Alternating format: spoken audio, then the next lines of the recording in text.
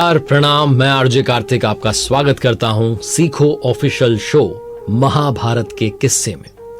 एक ऐसी कथा जो आपको बताएगी कि कैसे हुआ 100 कौरवों का जन्म। मटकों से हुआ था 100 कौरवों का जन्म। महाभारत की महाकाव्य गाथा में कौरवों का जन्म एक रहस्यमय और असाधारण घटना है जो आधुनिक समय के दृष्टिकोण से भी, पर्सपेक्टिव से भी सरप्राइज लाती है, आश्चर्यजनक लगती है। गांधारी और धृतराष्ट्र के 100 पुत्रों और एक पुत्री का जन्म सामान्य प्रक्रियाओं से परे है और यह महर्षि व्यास के आशीर्वाद और अद्भुत घटनाओं से जुड़ा हुआ है। गांधारी का विवाह हस्तिनापुर के राजा धृतराष्ट्र से हुआ जो जन्मांध थे। जब गांधारी धृतराष्ट्र से विवाह कर हस्तिनापुर आई तो उन्हें पहले से अपने पति के अंधे होने का पता नहीं था।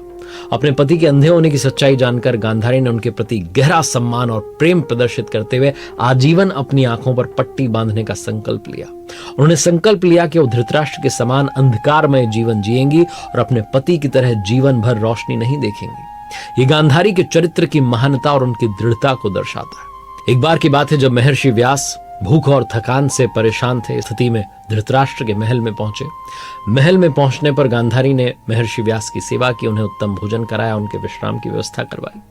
महर्षि व्यास गांधारी की जो अतिथि सत्कार और सेवा थी इससे बहुत प्रसन्न हुए और अपनी प्रसन्नता के प्रतीक के रूप में महर्षि व्यास ने गांधारी को वर मांगने के लिए कहा। गांधारी ने महर्षि से अपने पति के समान 100 पुत्रों की प्राप्ति का वरदान मांगा। महर्षि व्यास ने गांधारी की इस इच्छा को स्वीकार करते हुए उन्हें वरदान दिया कि उन्हें 100 पुत्रों की प्राप्ति होगी। महर्षि व्यास के वरदान के कुछ समय बाद गांधारी गर्भवती हो गईं, लेकिन यह गर्भधारण सामान्य नहीं था। गर्भधारण के 2 साल बीतने के बाद भी गांधारी का प्रसव नहीं हुआ और इस स्थिति ने उन्हें चिंता और निराशा में डाल दिया। इसी दौरान उन्हें समाचार मिला कि कुंती और पांडु को पुत्र प्राप्ति हुई है। इस समाचार से गांधारी को गहरा धक्का लगा और वे अत्यधिक निराश हो गईं। अपनी निराशा और दुख को व्यक्त करते हुए उन्होंने अपने पेट पर जोर से प्रहार किया। इस प्रहार के कारण उनके गर्भ से कठोर मांसपिंड निकला जो लोहे के समान ठोस और अपरिपक्व था। जब गांधारी ने मांसपिंड को देखा तो वो भयभीत और निराश हो गईं।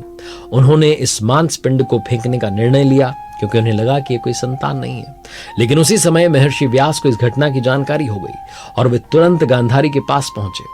महर्षि व्यास ने गांधारी को इस मांसपिंड को फेंकने से रोका और उन्हें समझाया कि कोई सामान्य घटना नहीं है बल्कि इसमें देवताओं की कृपा है। महर्षि व्यास ने गांधारी से कहा कि 100 घड़े तैयार करें और उन सभी घड़ों को घी से भरवाएं। इसके बाद उन घड़ों को एक गुप्त स्थान पर रखवाने और उनकी पूरी सुरक्षा की व्यवस्था करने के लिए कहा।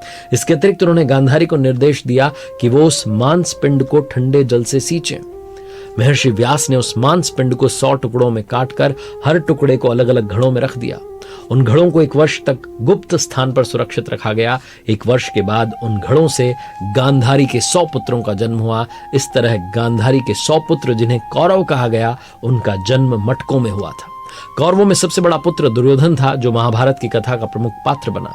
जब गांधारी ने महर्षि व्यास से वरदान मांगा तो उन्होंने केवल पुत्रों की इच्छा की थी, लेकिन बाद में उन्हें एक पुत्री की भी इच्छा हुई। इस पर महर्षि व्यास ने मांसपिंड को 101 टुकड़ों में विभाजित किया और एक अतिरिक्त घड़े में डाल दिया। इस घड़े से एक पुत्री का जन्म हुआ जिसका नाम दुशाला रखा गया। इस प्रकार गांधारी के 100 पुत्र और एक पुत्री का जन्म हुआ जिनमें दुर्योधन सबसे प्रमुख था और दुशाला उनकी एकमात्र बहन थी। महाभारत की कथा में एक और महत्वपूर्ण बात यह है कि धृतराष्ट्र की एक दासी से भी उनका एक पुत्र हुआ।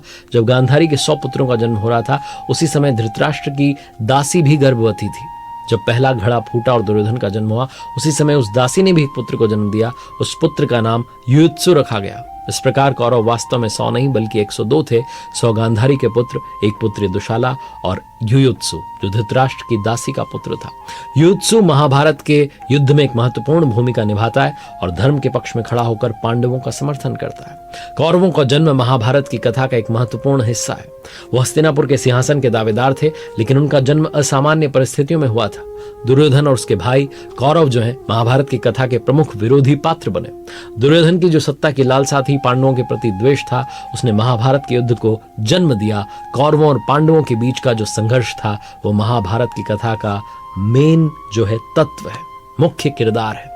इस प्रकार से कौरवों का जन्म मटकों से हुआ जो न सिर्फ एक रहस्यमय बल्कि महाभारत में एक विशेष महत्व कथा रखती है। इनका जन्म, जीवन और अंत सभी घटनाएं जो है महाभारत के ऐतिहासिक और धार्मिक संदर्भों में गहरी छाप छोड़ती है। आपको एपिसोड कैसा लगा? अपना फीडबैक हमारे साथ अवश्य शेयर कीजिएगा।